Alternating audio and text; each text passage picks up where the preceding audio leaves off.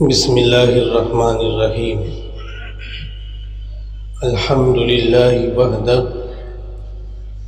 والصلاة والسلام علی من لا نبی بعدہ قال اللہ فی القرآن المجید اعوذ باللہ من الشیطان الرجیم بسم اللہ الرحمن الرحیم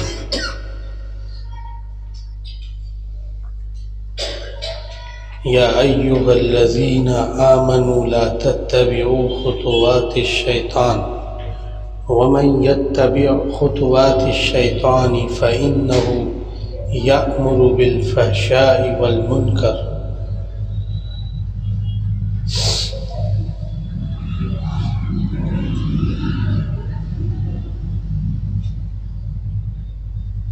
وقال تعالی ان اللہ یأمر بالعدل والإحسان وإیتاء ذی القربى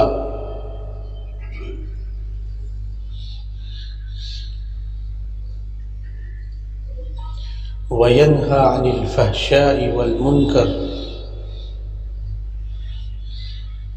وقال تعالی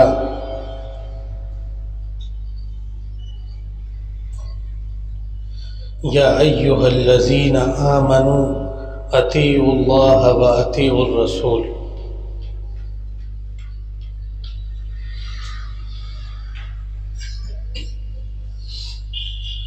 صدق اللہ العلی العظیم۔ اللہ تعالیٰ کے فضل و احسان سے آج ہم سب اپنے ایمان کی بقا کے ساتھ مسجد میں تشریف لائے ہیں۔ اللہ تعالیٰ کی عبادت جمعے کی نماز کی ادائیگی کے لیے، یہ اللہ کا بے پناہ احسان و کرم ہے۔ اس دنیا جہان میں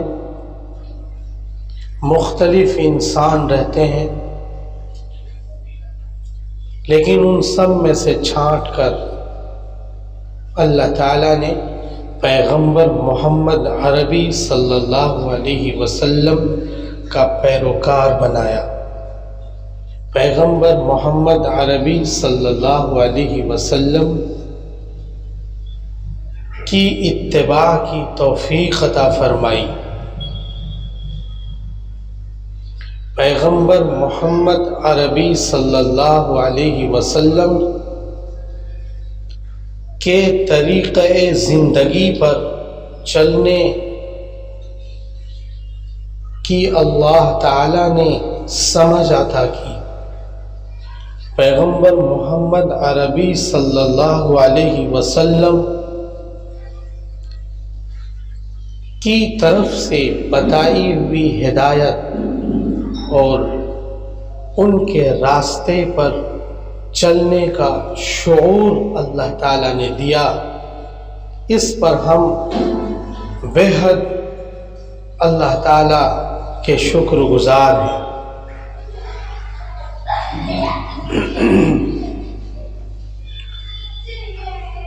پچھلے جمعے بھی نوجوانوں کے تعلق سے گفتگو تھی۔ ہمارے معاشرے اور سماج میں بچے جوان ہوتے ہیں، اور ہر معاشرے میں بچہ نوعمری سے لے کر شعور تک پہنچتا ہے۔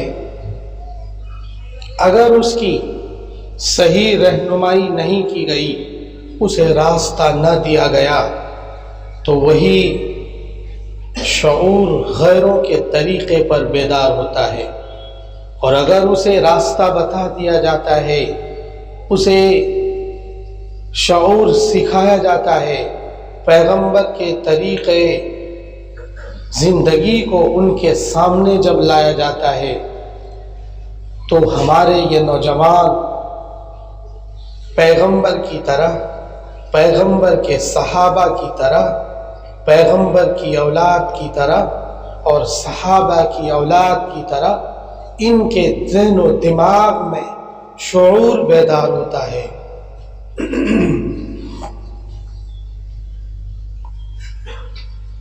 اس لیے معاشرے کی ضرورت ہے اور معاشرے میں رہنے والوں کی ذمہ داری ہے کہ وہ اپنے بچوں کو جوان ہوتے ہوئے شعور کی طرف، پیغمبر محمد عربی صلی اللہ علیہ وسلم کی مقبول سنتوں کی طرف لانے کی سعی اور کوشش معاشرے کے ذمہ داروں کی ذمہ داری ہے۔ اگر ہم نے اس سے پہلو تہی کی اور ہم نے اس ذمہ داری سے اپنا پیچھا چھوڑایا تو پھر ہمارے بچے غیر تربیت یافتہ ہوں گے، انہیں دوسرے کلچر والے لوگ اچک لیں گے اور یہ ہمارے بچے ہمارے ہاتھوں سے نکل جائیں گے۔ یہ جوان، یہ لڑکے ہمارے معاشرے کے فیوچر ہے۔ اگر ان لڑکوں کی ہم نے حفاظت کر لی تو معاشرہ تابناک اور روشن تیار ہوگا، اور اگر ان بچوں کی ہم نے فکر نہیں کی تو ہمارا معاشرہ لولہا، لنگڑا، اپاہج تیار ہوگا۔ اس ذمہ داری سے معاشرے کے ذمہ داران سبکدوش نہیں ہو سکتے۔ ان سے اللہ پوچھیں گے کلکم راع وکلکم مسئول عن رعیتی، تم میں سے ہر ایک ذمہ دار ہے، تم سے تمہاری ذمہ داری کے بارے میں پوچھا جائے گا، تم سے سوال کیا جائے گا، تم سے سوال کیا جائے گا۔ یہ جوان، یہ بچے، یہ بے شعور لڑکے جو آج ہمیں کچھ نہیں دکھتے، کل معاشرے کے فیوچر ہوں گے، ان سے ہی معاشرہ تیار ہوگا، اور ہم تو بڑھاپے کو کراس کرتے ہوئے معاشرے کے ذمہ داران اپنی قبر کی تیاری کر رہے ہوں گے، اور ادھر ہمارا یہ جوان معاشرے کو روشن کرنے کی تیاری کر رہا ہوگا۔ ایسے میں ان بچوں کے مستقبل اور فیوچر کو سمجھنا ہماری، تمہاری، معاشرے کی، سب کی ذمہ داری ہے۔ میں نے بتایا تھا کہ ہمارے جوان کس طرح بگڑتے چلے جا رہے ہیں، معاشرے کے لڑکے، ہماری کالونی میں رہنے والے بچے کس طرح بگاڑ کی طرف جا رہے ہیں۔ آج 6 دن پہلے میں ایک جگہ بیٹھا ہوا تھا، میرے کو کسی نے بتایا کہ ہمارے معاشرے میں یہ جو ہماری بیلٹ ہے، یہ سب سے زیادہ چرس کا بیپار اور گانجے کا بیپار ہمارے اس بیلٹ میں اوکھلا سے لے کر ادھر رہتے ہیں۔ اوکھلا کو ماں شاہین باغ کے، ماں ابو الفضل کے، ماں ذاکر نگر کے اور ماں بٹلہ ہاؤس کے، ان تمام آبادیوں پر انتظامیہ نے اپنی نظریں بند کر لی ہے۔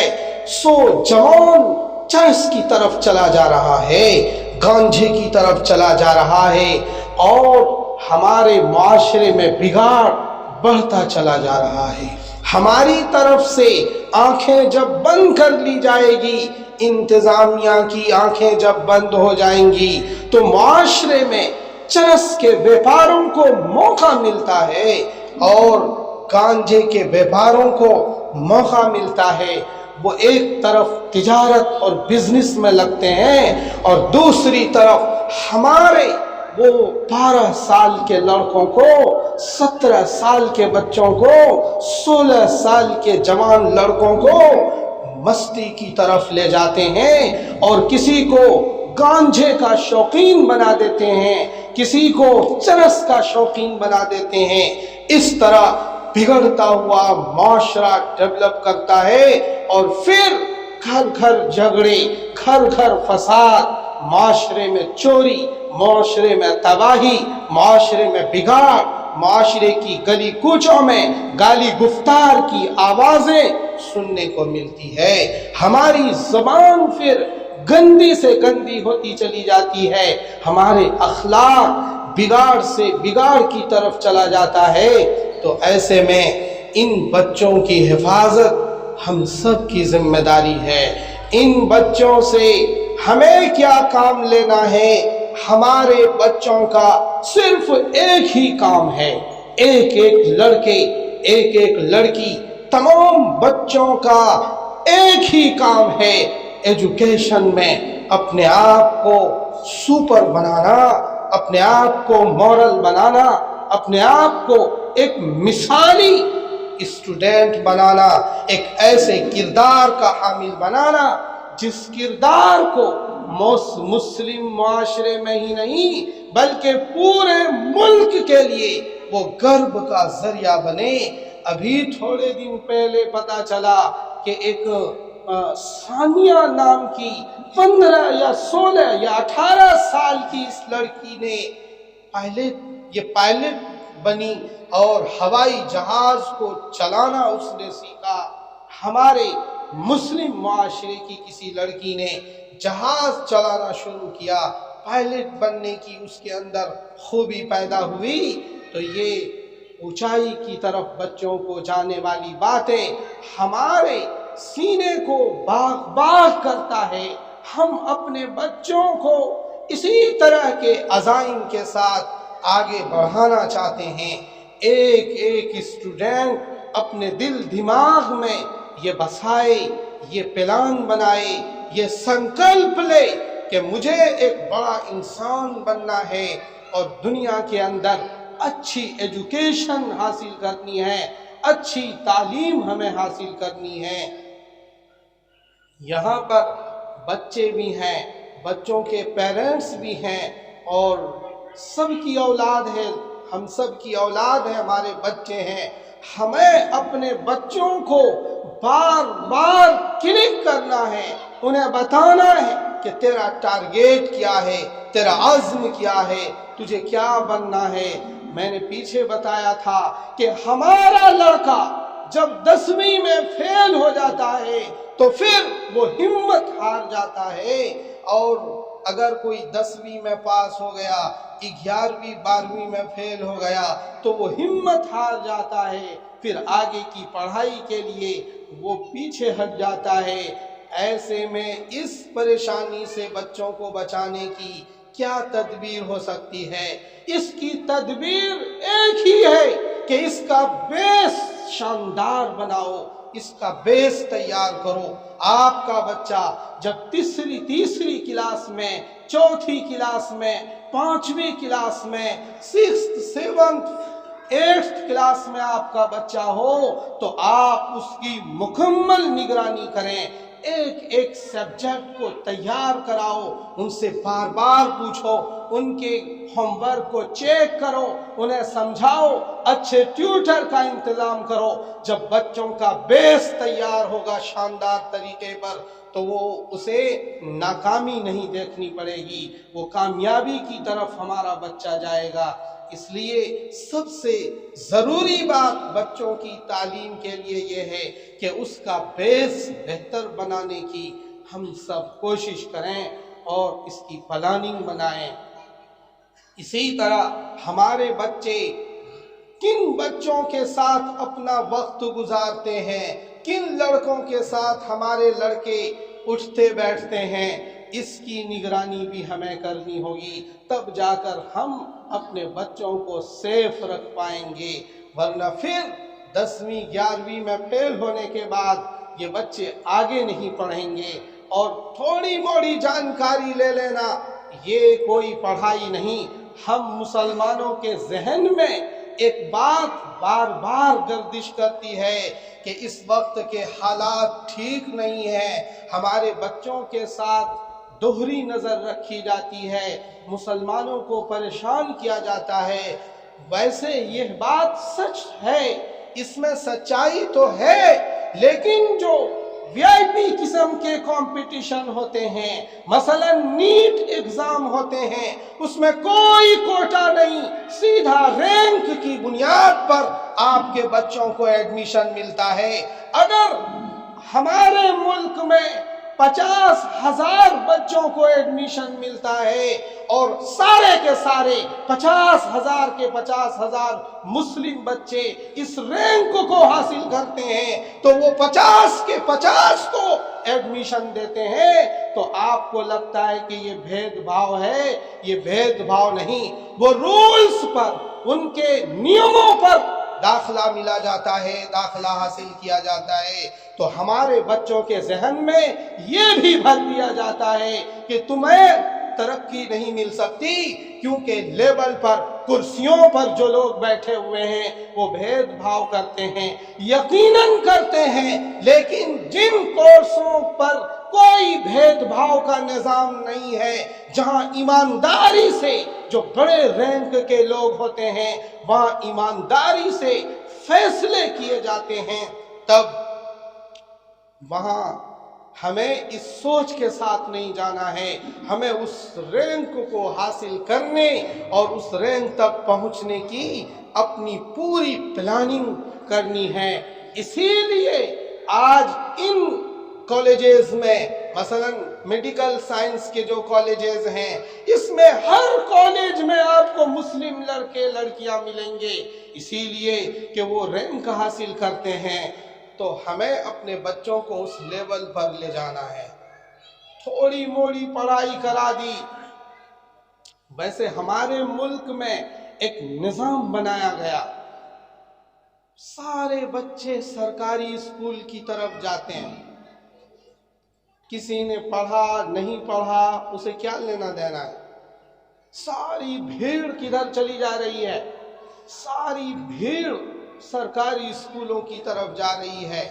और जो क्रीम लोग हैं, जो अच्छे तबके के लोग हैं, उनके बच्चों के लिए प्राइवेट स्कूल का इंतजाम है।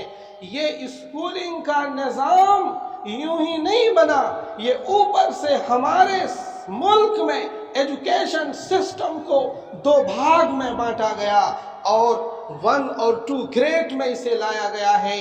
इसलिए जो लोग सरकारी स्कूलों में अपने बच्चों को भेजते हैं तो भेजना मना नहीं है, लेकिन निगरानी उसकी सख्त करो। अगर वहां पढ़ाई नहीं होती तो फिर आप उसका वक्त उस स्कूल में भेजकर जाया ना करो। आप अपनी कमाई का पैसा अपने बच्चों पर लगाओ। आपकी कमाई का सबसे बेहतरीन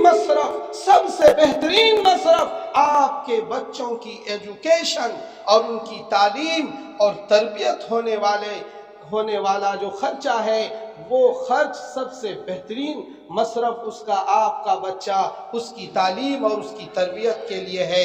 तो अपने बच्चों पर हमें खर्च करना है। होता क्या है, हम मुसलमानों के जहन में एक बात चलती है कि हम मुसलमान हैं, हम अपने बच्चों को, लड़कों को कॉलेजेस भेजेंगे, हमारे बच्चे बिगड़ जाएंगे, हम अपनी लड़कियों को मेडिकल साइंस में दाखिला देंगे, हमारी लड़कियां बिगड़ जाएंगी, ये हमारे जहन में मंडलाता है।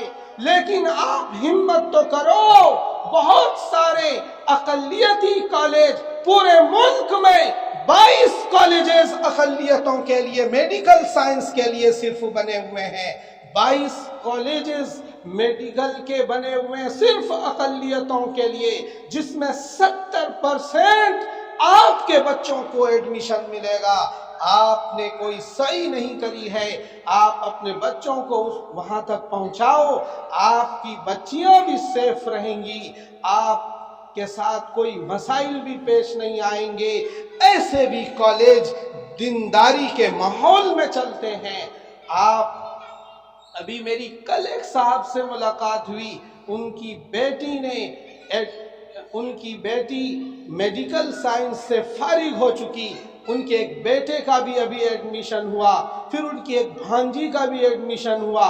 उनसे मैं बैठकर तकरीबन 1.5 گھنٹے میں ان سے پوچھتا رہا کہ آپ کیسے اپنے بچوں کو اس پروسیس تک آپ نے پہنچایا، کیف وجدت الی اقصی الغایات، آپ نے اس منزل کو کیسے کراس کیا دینداری کے ساتھ۔ وہ ایک عالم تھے جن کی بیٹی نے میڈیکل سائنس کی تعلیم کو حاصل کیا، اور ان سے میں پوچھتا رہا تو انہوں نے بتایا کہ میری بیٹی کا جب نام آیا تو اس کا داخلہ اسم میں ہوا، اسم وہ لے کر گئے، تو اسم میں کالج میں جب ہم گئے تو ہماری بیٹی نقاب میں تھی، تو پرنسپل میڈم نے کہا کہ یہ نقاب تو ہمارے یہاں نہیں چل سکتا، تو ان کی بیٹی نے کہا کہ میڈم یہ تو ہمارا اسلامی فریضہ ہے کہ ہم اس طرح رہتے ہیں، ہم بالیں بکھیر کر ہم اس طرح عریانیت کے ساتھ نہیں رہ سکتے،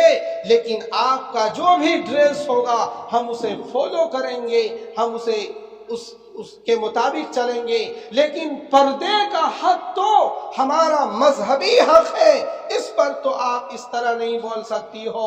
بہرحال اس نے فارم واپس کر دیا، لیکن پھر جن کے توسط سے وہ وہاں تک پہنچے تھے، وہاں ہماری ایک پارٹی چلتی ہے UDF کے نام سے، مولانا بدرالدین اجمل صاحب کی پارٹی، ان کے ایک MLA مولانا عطاء الرحمان، ان کو فون کیا تو انہوں نے پرنسپل سے بات کری اور پھر اس بچی کا ایڈمیشن ہوا۔ اس ایڈمیشن کے بعد پورے کالجز میں دلی سے 15 جوڑے نقاب اس کالج میں بھیجے گئے اور دوسری لڑکیوں نے بھی اسے فالو کیا۔ آپ کہتے ہو ہماری بچیاں بگڑ جائیں گی، ہم کیسے پڑھا پائیں گے؟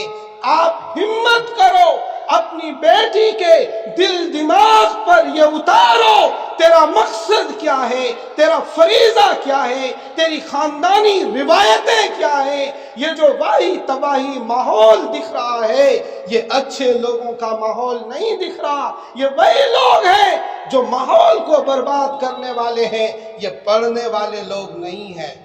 کوئی IPS لڑکی یوں ہی برہنہ نہیں دکھ رہی اس مارکیٹ میں۔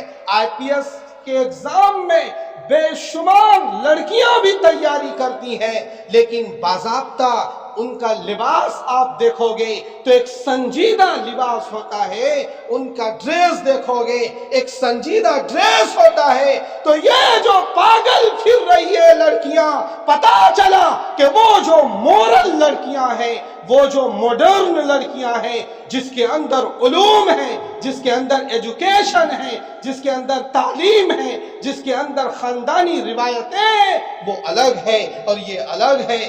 یہ وہ ہے جو سرکاری اسکولوں میں پڑھا کر، جنہیں ہم نے کوئی نگرانی نہیں دی، جنہیں ہم نے یوں ہی چھوڑ دیا آزادانہ طور پر، یوں ہی بیکار پھر رہی ہیں، ایسے کو ہم دیکھ کر ہم یہ فیصلہ کر لیتے ہیں کہ ہمیں کیسے ہم پڑھا سکتے ہیں، یہ تو بچی خراب ہو جائے گی، یہ ہو جائے گا، 70 طرح کے سوالات بننے لگتے ہیں۔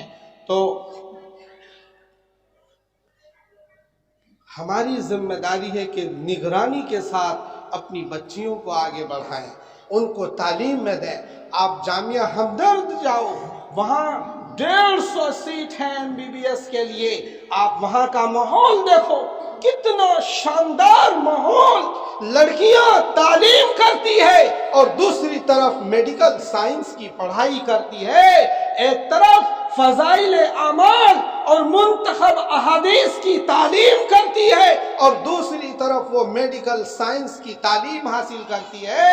ہمیں تمہیں لگتا ہے کہ یوں ہی ویران چل رہا ہے، آپ جا کر تو دیکھو، ان لڑکیوں کو دیکھ کر آپ کا سر فخر سے اونچا ہو جائے گا، آپ کا سینہ دل اور باغ باغ ہو جائے گا۔ آپ انہیں ان کے کلچر کو تو دیکھو، کس طرح نقاب میں، کس طرح پردے میں رہ کر وہ میڈیکل سائنس کی بھی تعلیم حاصل کر رہی ہے، وہ ہمارے معاشرے میں آ کر، ہمارے سماج میں آ کر ہماری بہو بیٹیوں کی خدمت کریں گی، ان کے درد میں مداوا کریں گی اور ان کے ساتھ خدمت کا معاملہ کریں گی۔ تو اس لیے ہمیں ایجوکیشن کی طرف اترنا چاہیے۔ آپ کا فیوچر آپ کا مستقبل آپ کے بچوں کے ایجوکیشن میں چھپا ہوا ہے۔ اگر ہم نے ان بچوں کو ایجوکیشن نہ دی، انہیں تعلیم نہ دی، تو ہم سب سے نکمے پیرنٹس ہیں۔ اگر ہمارا بیٹا کوئی اچھی تعلیم نہ حاصل کر سکا، اگر ہماری بیٹیاں کوئی اچھی تعلیم نہ حاصل کر سکی، ہمارے پاس لوگ آتے ہیں کہ مفتی صاحب بیٹی کا رشتہ، میں پوچھتا ہوں کیا پڑھی ہوئی ہے؟ نو کہ مکتب میں قرآن پڑھی ہوئی ہے۔ یہ بھی کوئی تعلیم ہے کیا؟ یہ تو آپ کی ذمہ داری ہے کہ آپ کا بچہ قرآن پڑھنے سیکھے، آپ کا بچہ کلمہ درود کو جانتا ہو، آپ کا بچہ کلمہ نماز کو جانتا ہو۔ یہ تو ایمانی فریضہ ہے، یہ کوئی ایجوکیشن کا کوئی بڑا سسٹم نہیں ہے۔ یہ سسٹم یا تو آپ عالمہ بناؤ، یا تو آپ عالم بناؤ، مفتی بناؤ، یا پھر اسکولنگ کراؤ، یہ ایجوکیشن کہلاتا ہے۔ یہ سپارہ پڑھا دینا، قرآن پڑھا دینا، اردو تھوڑی بہت سکھا دینا، اسے ایجوکیشن کہو گے؟ یہ تو بیسک چیز ہے جو ہر ایمان والے کے لیے فرض ہے، جسے سیکھنا ہی ہے۔ اس سے ترقی نہیں مل سکتی۔ آج کمپٹیشن کا دور چل رہا ہے، ادھورا کوئی سکسیسفل نہیں ہے۔ ایک کارپینٹر اگر ادھوری جانکاری رکھتا ہے تو اس سے کوئی کام کروانا نہیں چاہتا۔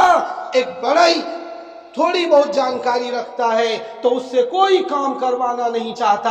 ایک میکینیکل آدمی ہے، وہ کاریگر مستری ہے، وہ تھوڑی بہت معلومات اگر رکھتا ہے تو آپ کبھی اپنی بائک اس کے پاس نہیں چھوڑو گے کہ یہ تو اور اس کا نیم حکیم خطرہ جان والی بات ہو جائے گی۔ یہ ادھوری جانکاری رکھتا ہے، میری بائک میں پسٹن کیا خراب ہے، یہ دوسری چیزیں بھی خراب کر دے گا، اس لیے آپ وہاں نہیں چھوڑتے اپنی بائکوں کو۔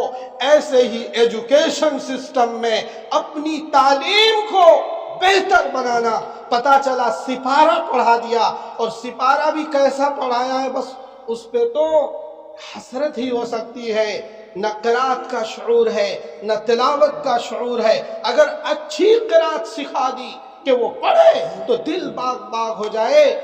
اگر تجوید کے ساتھ، قاعدہ قانون کے ساتھ بچے قرآن پڑھ رہے ہیں تب تو یہ کہا جائے گا کہ ہاں یہ بھی ایک ایجوکیشن ہے۔ ویسے ہی ٹیوشن میں اعوذ باللہ من الشیطان الرجیم یہ کوئی تعلیم ہے؟ نہ شین کا پتہ، نہ سین کا پتہ، نہ کاف کا پتہ، نہ قاف کا پتہ، نہ عین کا پتہ، نہ الف کا پتہ۔ سب گدھے گھوڑے ایک ہی باؤں میں بیکو گے، یہ نہیں چل سکتا۔ ایجوکیشن کا ایک معیار ہوتا ہے، اس معیار کو حاصل کرو گے تب معاشرے میں تبدیلی آئے گی، ورنہ تبدیلی نہیں آ سکتی۔ پھر کیا آئے گا؟ ابھی کل ہی کی بات ہے، مصطفیٰ مسجد کے پاس ایک برات گھر ہے، وہاں کل عقیقے کا پروگرام تھا۔ کائے گا؟ میرے خیال سے عقیقے کا تھا پروگرام۔ حافظ جی سر ہلا رہے تو شاید عقیقے کا ہی ہے۔ عقیقے کا پروگرام تھا۔ عقیقہ ایک سنت عمل ہے۔ ایک بچے کی ولادت پر 7ویں دن یا 14ویں دن یا 21ویں دن، 3 آپشن ہے، تینوں میں سے کسی دن بھی آپ عقیقہ کرتے ہیں لڑکے کا یا لڑکی کا، یہ مبارک عمل ہے، سنت عمل ہے، میرے محبوب کے طریقے کو زندہ کرنے والی سنت ہے، میرے محبوب کو اس سے خوشی ہوگی۔ لیکن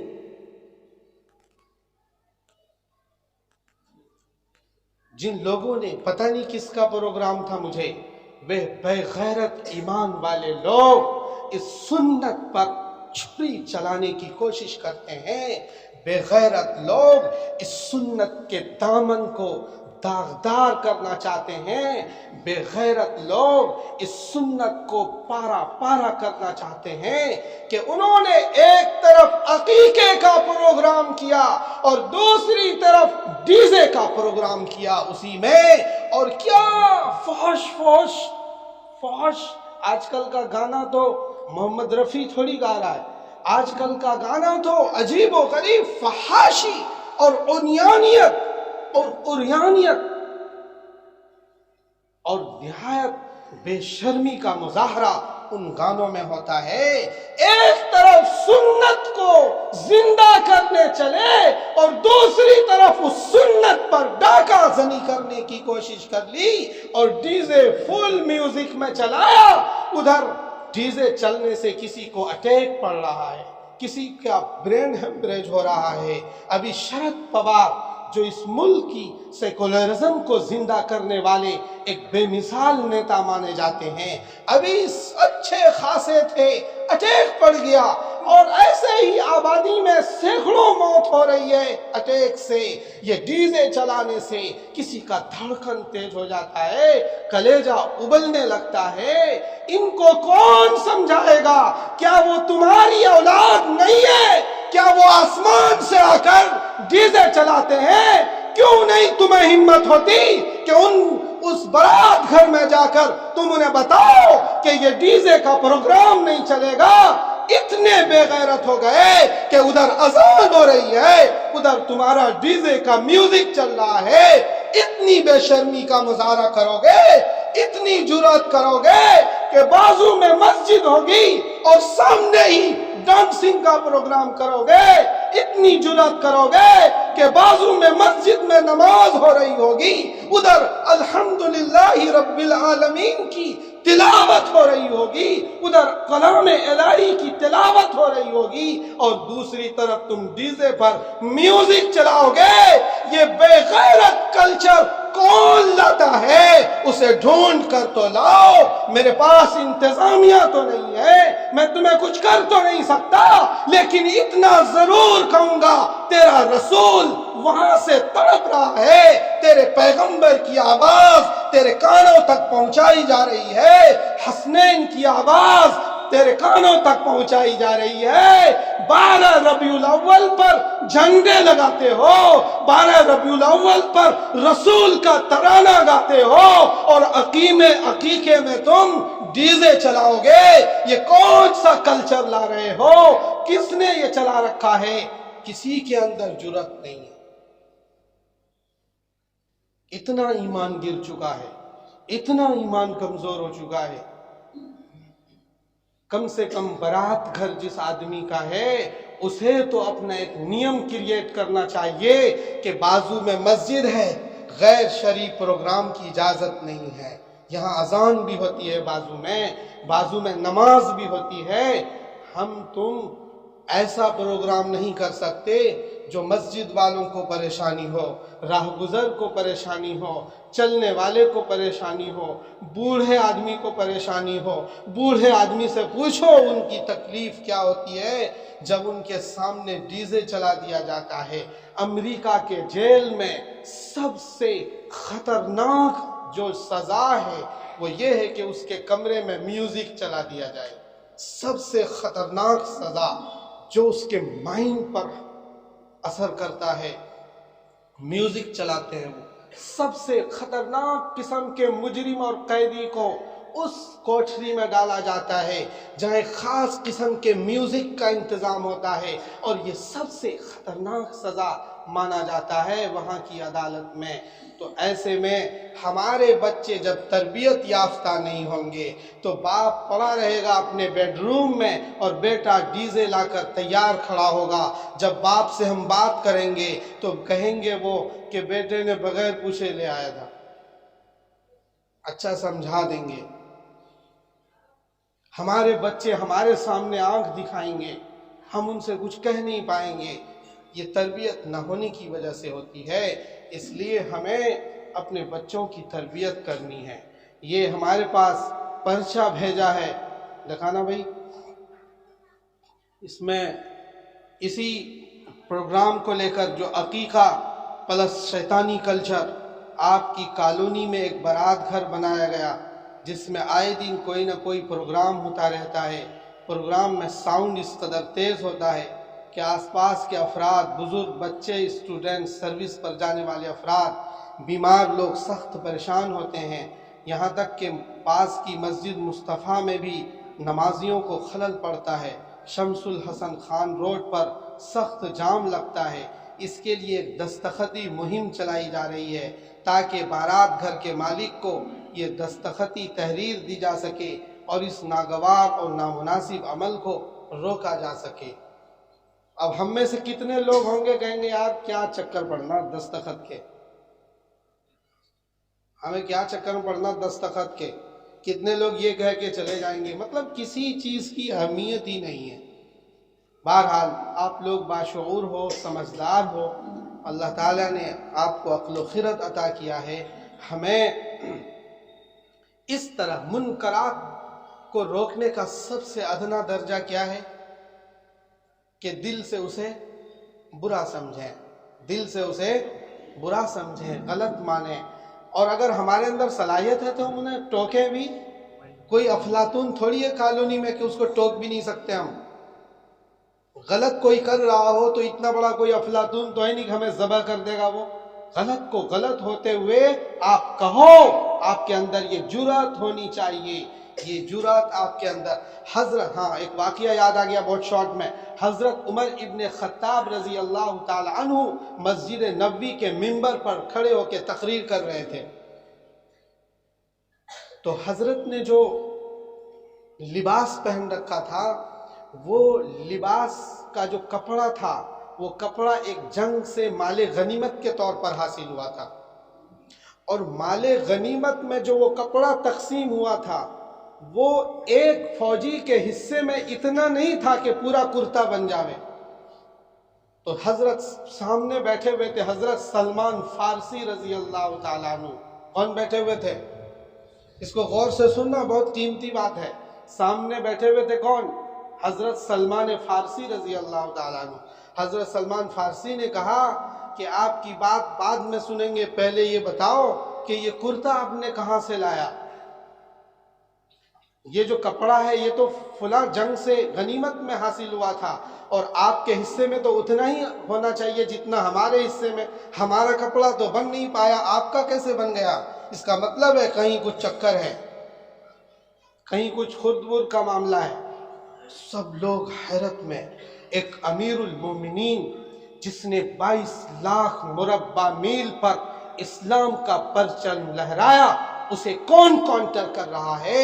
انہی کا ایک ساتھی اس مسجد میں حضرت سلمان فارسی رضی اللہ تعالی عنہ، ان کی جرأت کو سلام ہے، ان کی جرأت کو سلام ہے۔ انہوں نے کانٹر کیا۔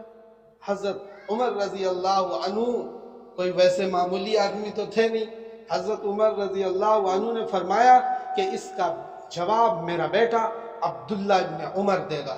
چنانچہ عبداللہ ابن عمر کھڑے ہوئے اور یہ کہا کہ جس جنگ سے یہ کپڑا حاصل ہوا ہے اس جنگ میں میرا باپ بھی شریک تھا اور میں خود عبداللہ شریک تھا، اور ہم دونوں کے حصے میں یہ کپڑا آیا تھا، دونوں کا ملا کر ابو جان کا ایک کرتا سلوا دیا گیا ہے۔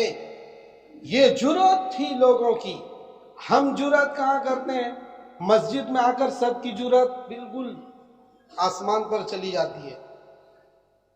مسجدوں میں سب سے بڑی جرأت دکھتی ہے لوگوں کی۔ ایمان والے کی جرأت دیکھنی ہو تو مسجد میں دیکھ لو، باہر نہیں۔ کوئی غلط کر رہا اسے ٹوکیں گے نہیں، ٹوکنے کی عادت بناؤ۔ معاشرے میں صلاح نیت ہماری اچھی ہو، کسی کو ذلیل کرنے کے لیے نہیں، کسی کو رسوا کرنے کے لیے نہیں۔ ذلیل کرنا یہ تو بدترین سود ہے، کسی ایمان والے کو ذلیل کرنا یہ کیا ہے؟ سب سے بدترین سود ہے، اس لیے ذلیل کرنے کی نیت سے نہیں۔ بہرحال ہمیں معاشرے میں بگاڑ کو روکنے کی کوشش کرنی چاہیے، اور اپنے جوانوں کو، جوان جتنے ہماری بات سن رہے ہیں، میں ان سے گزارش کروں گا کہ جمعے کے دن ذرا پہلے آؤ۔ جمعے کے دن سارے جوان، میں بوڑھے کو تقریر نہیں سناتا، وہ تو خود ہی سن لیتے ہیں۔ یہ کیا بیچارے بوڑھے آدمی کیا وہ تو قبر کی تیاری کر ہی رہے ہیں۔ ہمیں کس کو سیٹ کرنا ہے، کس کو آگے بڑھانا ہے؟ جوانوں کو۔ میری ہر گفتگو کا مقصد جوان ہے، میرا ٹارگیٹ جوان ہے، میرا فیوچر مستقبل جوان ہے، اس لیے جوانوں کو ذرا پہلے آنا چاہیے۔ بچے بھی جو 8 سال سے اوپر کے ہیں انہیں پہلے آ کر آگے جگہ لو، آپ کے لیے بات ہوگی، آپ کو موٹیویٹ کیا جائے گا، آپ کو آگے بڑھانے کے ہر راستے کی طرف آپ کی رہنمائی کی جائے گی۔ اللہ تعالی عمل کی توفیق نصیب فرمائے۔ نماز کے بعد دستخط کر کے جانا بھائی۔